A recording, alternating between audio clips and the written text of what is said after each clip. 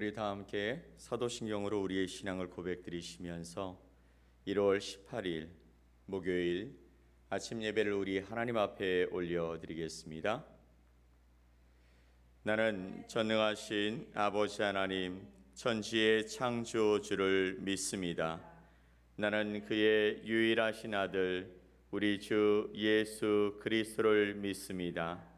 그는 성령으로 잉태되어 동정녀 마리아에게서 나시고 본디오 빌라도에게 고난을 받아 십자가에 못 박혀 죽으시고 장사된 지 사흘 만에 죽은 자 가운데서 다시 살아나셨으며 하늘에 오르시어 전능하신 아버지 하나님 우편에 앉아 계시다가 거기로부터 살아있는 자와 죽은 자를 심판하러 오십니다. 나는 성령을 믿으며 거룩한 공교회와 성도의 교제와 죄를 용서받는 것과 몸의 부활과 영생을 믿습니다. 아멘. 우리 찬송 496장 찬송 함께 하나님 앞에 올려드립니다.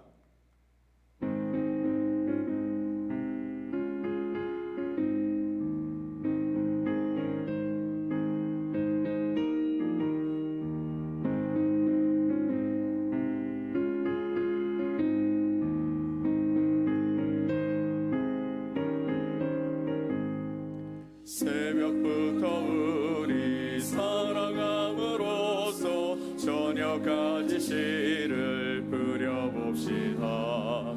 열매 차차 익어 공시 거둘 때에 기쁨으로 나를 거두리로다. 거두리로다 기쁨으로 나를 거두리로다. 거두리로다 기쁨으로 나를 거두리로다. 비가 오는 것과 바람 부는 것을 겁을 내지 말고 누려봅시다. 이를 맞춰놓고 몹시 거둘 때에 기쁨으로 나를 거두리로다. 거두리로다 기쁨으로 나를 거두리로다. 거두리로다 기쁨으로 나를 거두리로다. 씨를 뿌릴 때에 나지 아니할까 염려하며 심히 애탈지라도 나중 예수께서 칭찬하시리니 기쁨으로 나를 거두리로다.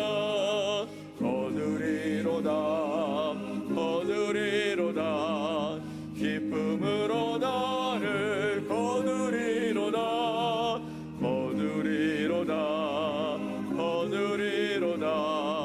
기쁨으로 나를 거두리로다.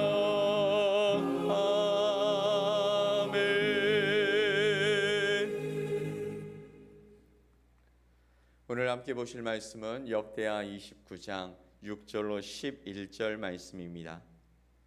구약성경 역대하 29장 6절로 11절 말씀을 우리 한 목소리로 같이 말씀을 읽겠습니다. 우리 조상들이 범죄하여 우리 하나님 여호와 보시기에 악을 행하여 하나님을 버리고 얼굴을 돌려 여호와의 성소를 등지고 또 낭실문을 닫으며 등불을 끄고 성소에서 분향하지 아니하며 이스라엘의 하나님께 번제를 드리지 아니하므로 여호와께서 유다와 예루살렘에 진노하시고 내버리사 두려움과 놀람과 비웃음거리가 되게 하신 것을 너희가 똑똑히 보는 바라. 이로 말미암아 우리의 조상들이 칼에 엎드려지며 우리의 자녀와 아내들이 사로잡혔느니라. 이제 이스라엘의 하나님 여호와와 더불어 언약을 세워 그 맹렬한 노를 우리에게서 떠나게 할 마음이 내게 있노니 내 아들들아 이제는 게으르지 말라.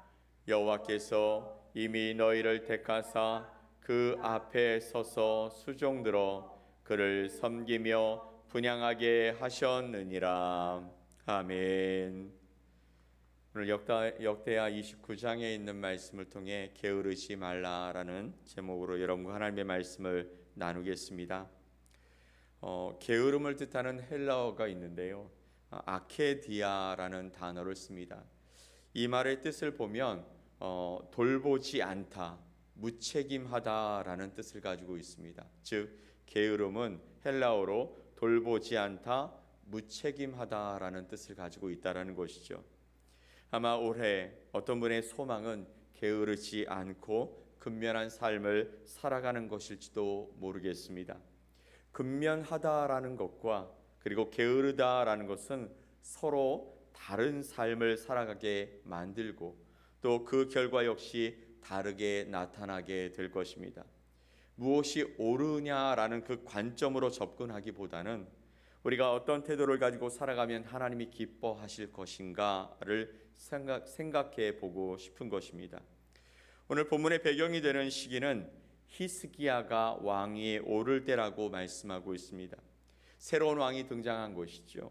그리고 그 앞서, 그러니까 히스기야에 앞서 그의 부왕으로 섰던 아하스가 왕이 되었을 때 그는 하나님을 대적하고 우상을 섬기며 자녀들을 제물로 바치던 사악한 시대를 지나고 난 후였습니다. 이것은 이스라엘과 하나님과의 관계가 친밀한 것은 거리가 먼 상태였다라는 것을 보여주고 있습니다. 즉 단절됐다라는 것이요, 끊어졌다라는 것입니다. 이것 때문에 이스라엘은 큰 고통을 겪어야 했죠. 블레셋의 침공으로 말미암아 국가적인 위기를 겪게 된 것입니다. 그런데도 백성들이 게을러서 하나님을 찾지 않았다라고 말씀하고 있습니다.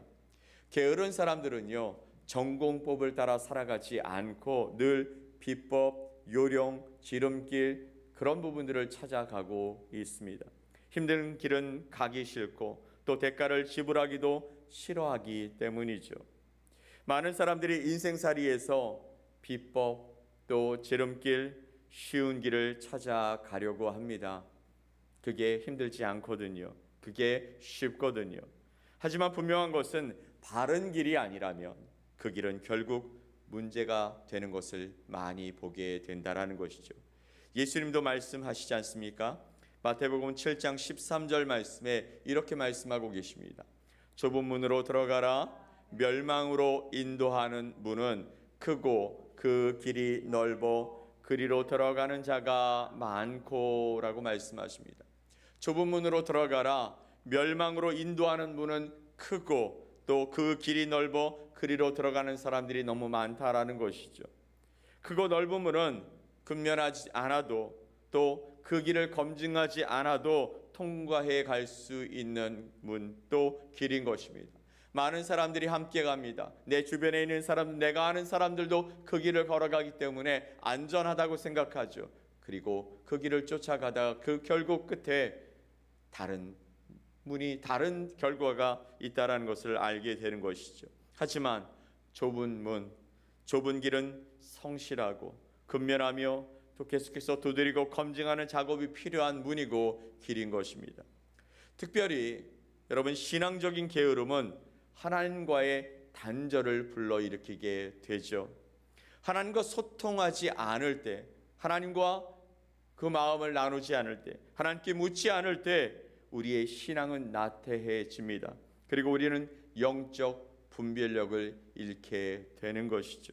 당연한 일 아닐까요? 하나님의 은혜의 생수를 계속 공급받지 않는다면, 하나님의 지혜가 우리 가운데 공급되지 않는다면 우리 삶에 나타나는 일들이 우리에게 문제가 될 것인지 우리에게 은혜가 될 것인지 알 수 없기 때문입니다. 그러니 올해 저와 여러분 모두가 하나님과의 그 친밀한 관계를 이루기 위해 결단하고 또 지금 실행하고 있다면 다시 마음을 붙잡읍시다. 그리고 영적 성장을 위해서 기도하고 또 말씀을 듣고 보고 그리고 예배의 자리를 사수하시는 복된 성도들이 되시기를 예수 그리스도의 이름으로 간절히 축원드립니다. 아멘.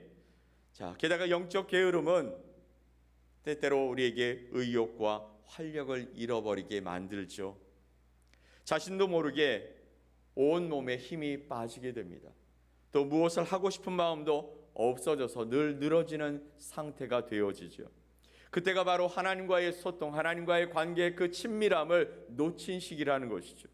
하나님은 우리의 삶에 크고 작은 변화를 일으키시고 또 나를 통해서 주변을 내 하나님과 친밀한 관계로 만들어 가시려고 일하시기 때문에 하나님과 소통하면 우리의 삶에 의욕과 활력이 당연히 일어나게 된다라는 것이죠.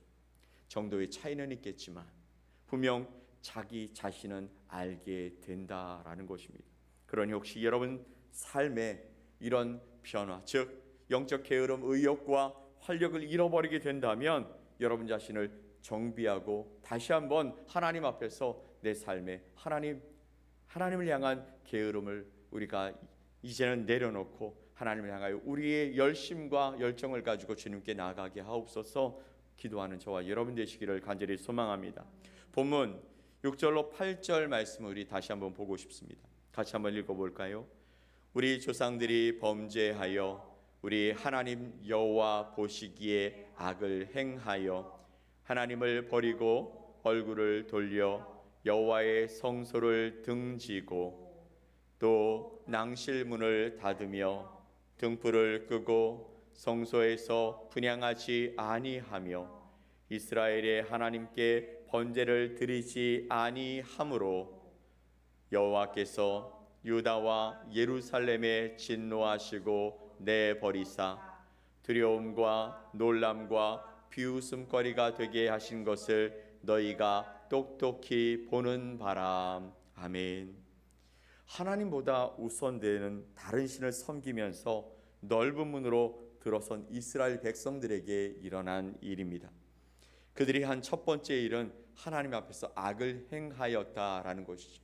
하나님 앞에 악을 행함으로 범죄하였다라는 것입니다. 그것이 결국에는 하나님을 버리고 또 하나님께 나아가 예배하는 성소에 나가서 예배하는 일을 하지 않게 되어지고 그 귀야 성전문을 닫아버리는 결과를 만들어 버렸습니다. 즉 하나님을 만나는 일을 그만둔 것이죠. 혹시 여러분 가운데 하나님 앞에 나오는 일을 게을리하고 있다면, 아직도 온라인 예배만을 드리고 계시다면 일어나 함께 예배하는, 하나님을 향하여 예배하는 공동체 가운데 나오셔서 하나님께 예배하고 하나님을 만나시기를 간절히 축복합니다. 이렇게 닫혀진 성소 예배의 자리로 말미암아 하나님의 진노가 하나님의 백성들에게 임하였고 그들은 두려움과 놀람과 비웃음거리가 되게 만들었다고 말씀하고 있는 것이죠. 이 일은 이스라엘 역사 가운데 일어난 분명한 사건으로 드러났습니다. 그래서 히스기야가 왕위에 올랐을 때 하나님과의 관계를 회복하는 것이 무엇보다 시급한 일임을 알게 된 것입니다.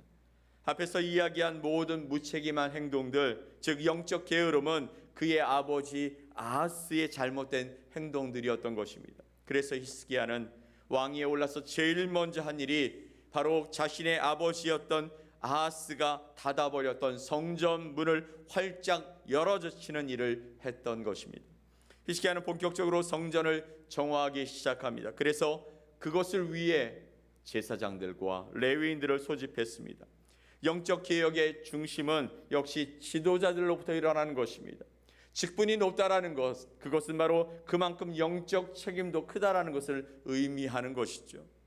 제사장들과 레위인들, 하나님을 섬기기 위해 준비된 하나님의 사람들이었지만 그들은 그 전에 아하스 왕 때 그 일을 하지 못했다라는 것이죠. 그래서 그들을 소집한 히스기야는 그들에게 성전 정화의 당위성을 일깨웠습니다.